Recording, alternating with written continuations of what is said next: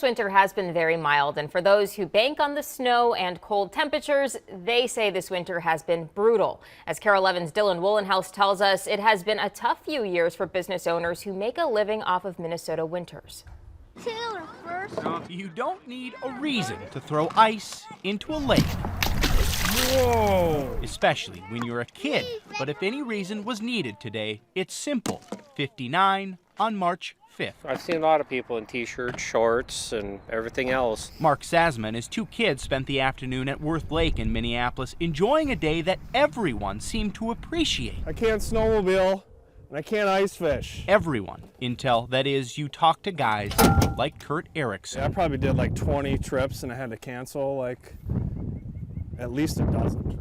Erickson runs his own fishing guide service in Mound, which does summer and winter trips. The question of where his fish house has been parked more often this winter has an unfortunate answer if we're talking business. More time in the driveway.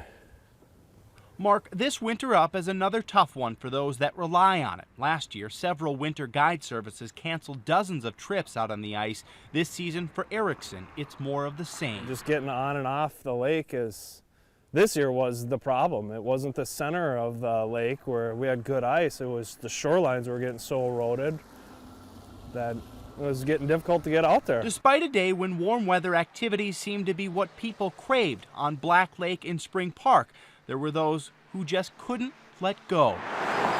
But for some stuck on shore with a boat and fish house that can't be used for business, this was a tough day. You know, and at this point too, it's just like, let's just drop the ice and get on with it already. Once again, winter seems to be short-lived, creating mixed feelings for the ones who are anxious or upset that its end is quickly in our sights. In Mound, Dylan Woolenhouse, KARE 11 News. Last year, Lake Minnetonka experienced its second earliest ice out day on record. That was March 17th. The record is March 11th, which was back in 1878.